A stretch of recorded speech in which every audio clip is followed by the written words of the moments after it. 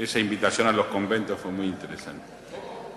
La invitación a los conventos, digo, fue muy interesante. ¿Quiere ir a guardar algún saquito? Le ofrezco la palabra al diputado don Pepe Out. Gracias, presidente.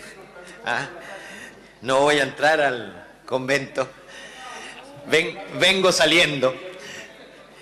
Quiero, en primer lugar, decir, si me lo permite el diputado Schilling, que el dramatismo y la importancia que tiene esta discusión es reflejo de nuestro subdesarrollo, es reflejo del desequilibrio entre el capital y el trabajo, es reflejo de nuestra tasa de sindicalización y de nuestro escaso proporción de trabajadores que puede negociar colectivamente en condiciones igualitarias con el empresariado.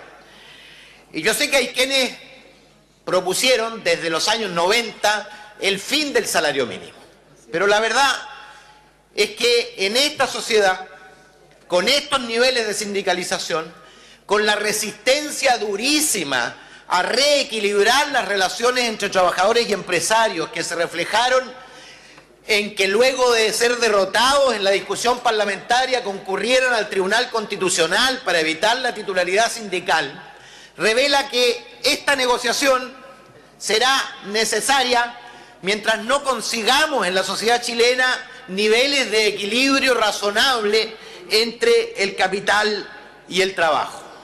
Se constituyó una comisión hace un par de años a propósito de salarios y pobreza, que estableció que había 3 factores decisivos para sacar de la pobreza al mundo del trabajo, porque todavía tener trabajo y dejar de ser pobre no son sinónimos.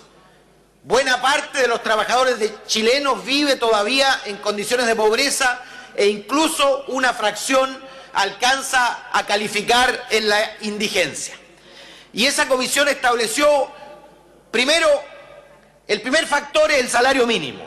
El segundo, naturalmente, el número de empleados que tiene cada hogar. Y el tercero, el monto de los subsidios estatales que pueden compensar esa situación. El principal de ellos, naturalmente, el subsidio único familiar, que dicho sea de paso, debiera ser mucho más importante, debiera tener mucha más importancia de la que le asignamos hoy día. ¿Qué es lo que yo al menos miro cada vez que se hace la discusión del salario mínimo y terminamos por fijar el monto de su reajuste? Yo miro la relación que existe entre el crecimiento del salario mínimo y el crecimiento de los salarios en general. Porque si los salarios en general crecieran más que el salario mínimo, se incrementa la desigualdad. Si el salario mínimo crece más que los salarios promedio, naturalmente lo que estamos haciendo es acortando niveles de desigualdad.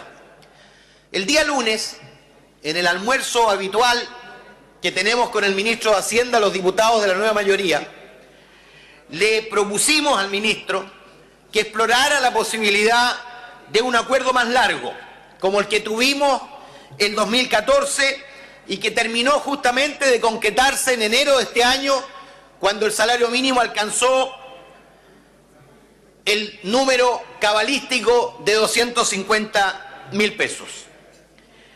Y lo hicimos por la necesidad de certezas, de la que hablan justamente los diputados de las bancadas del frente, la necesidad de dar certezas a la economía, tanto a trabajadores como a empresarios, en un año de incertidumbre que va a ser el próximo por la contienda electoral.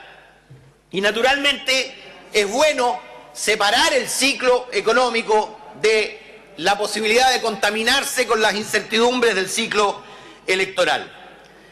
El ministro, sin acuerdo con la CUT, ingresó un proyecto ayer en la mañana que elevaba en 10.000 pesos, es decir, en 4% durante el año en curso, es decir, del 1 de julio al 31 de junio próximo. Eso significaba un incremento del 4%.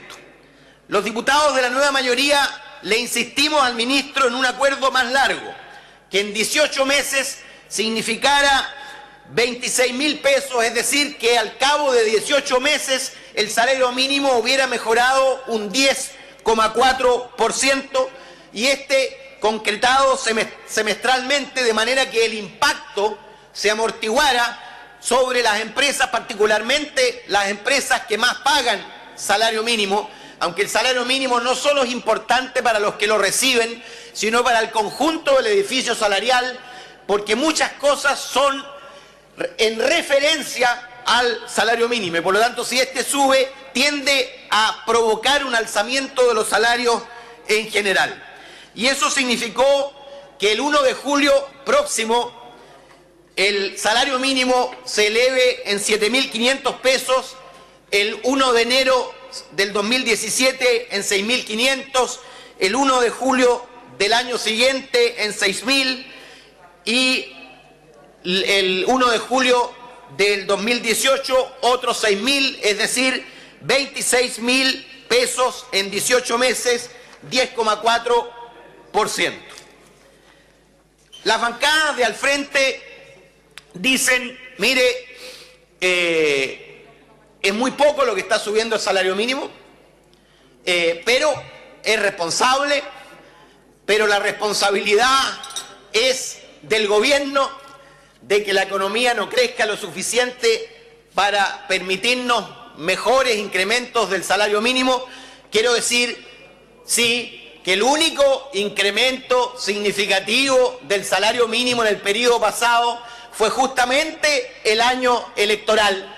Y no es casualidad que se tuviera un 6,4% real justamente el año en que se concurría a elecciones, y lo que nosotros queremos evitar es justamente esas irresponsabilidades, porque no es la caja fiscal la que paga la elevación del monto del salario mínimo, y esa elevación del salario mínimo no es ajena a los últimos trimestres del gobierno del presidente Piñera, donde se inició el proceso de desaceleración económica. En consecuencia, nosotros, por supuesto, vamos a respaldar, porque es lo que puede dar hoy día la economía, porque es lo que responsablemente se puede hacer desde un gobierno que tiene que articular las necesidades de reducir desigualdad, de mejorar las condiciones de vida, pero al mismo tiempo de no afectar de manera grave el desempleo y sobre todo de poder ofrecerle recuperación del crecimiento a los chilenos en la perspectiva de los próximos años. He dicho, presidente. Gracias, diputado Baul. Le ofrezco la palabra al diputado Javier Macaya.